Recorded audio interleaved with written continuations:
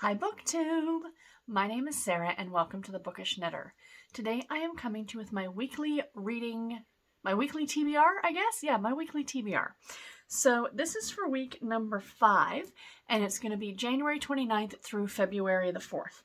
So this is different because normally, these videos have been different. You guys are used to probably seeing monthly TBRs from me, but now I'm doing them weekly. But because I'm doing them weekly, it's not like I'm like ending it on January and starting like a new week for February. I'm literally, the months matter but don't matter. I'm allowing myself to carry over books from one month to another. If I'm reading, you know what I mean? Like, not that I have to get it done on the last day of the month so I can start something brand new the next month. It's kind of the whole point of doing these weekly TBRs. So anyway, apologies for not having any other videos up this week. It's just been a ridiculously crazy week. I am filming in my room right now because the lighting is better because it's late on Thursday night. And I wanted to get this filmed so I could get it posted for you guys because I'm very, very excited. I love doing these videos. I think they're so much fun. So, as usual, if you're new here for these videos, essentially what I do is I pick 5 books every week to go on my TBR. And there is criteria that I do follow. So it is kind of a mood read, but it's also following a criteria. So the first 2 spots are a book off of my physical TBR and a book off my digital TBR. And in order to pick a book, instead of just standing there randomly going, oh, what book should I read? And same with my digital, just kind of scrolling through to see what looks good. What I actually do is I have a wheel that I spin and I get a prompt and then I have to find a book that fits that prompt. So for the book off of my physical shelf, and I will be putting these prompts over on my Discord for those of you who would like to do something similar and find a book that you want to read for the coming week and you want a prompt, you can feel free to use these as well. And please share the books that you guys pick in the Discord if you are on there. So for this one, the prompt was a book that has more than 1,000 ratings on Goodreads, 1,000 ratings. And the book that I has 17,253 ratings. This one's been staring at me on my shelf for months. I bought it months ago, and I'm really looking forward to it, and that is The Stand-In by Lucy Chu. Chu? C-H-U. This, I believe, actually I'm almost certain, the author is Canadian. I think she's from Toronto. And I believe the story itself takes place in Toronto. So I'm very excited. It's essentially a princess and the pauper kind of scenario where okay, let me just read the back of it for you guys.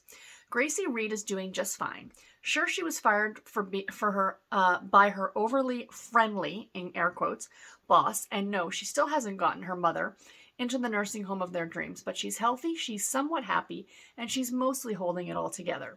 But when a mysterious SUV pulls up beside her, revealing Chinese cinema's golden couple, Wang Fengyi and Sam Yo, Gracie's world is turned on its head. The famous actress has a proposition. Due to their uncanny resemblance, she wants Gracie to be her stand-in. The catch, Gracie will have to be escorted by Sam, the most attractive and infuriating man Gracie's ever met. So like I said, like a Princess and the Pauper kind of a story, or Prince and the Pauper, if you will.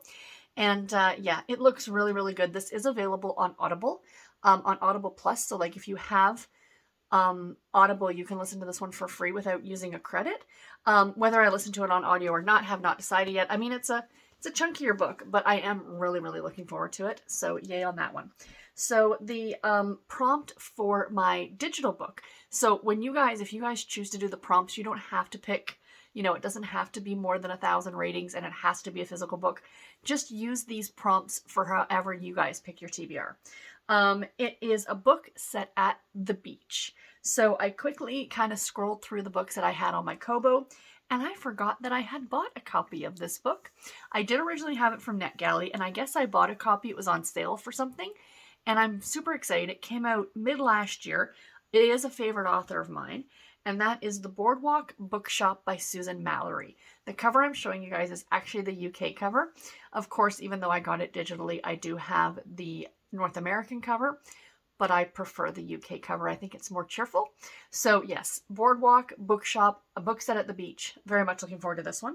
My next prompt is a book from a series. So I have a ton of series on the go. And I just randomly picked one, and I'm going to be reading the next book that I need to read in the series, and that is The Cowboy's Deadly Mission by Addison Fox. This is actually the first book in the Midnight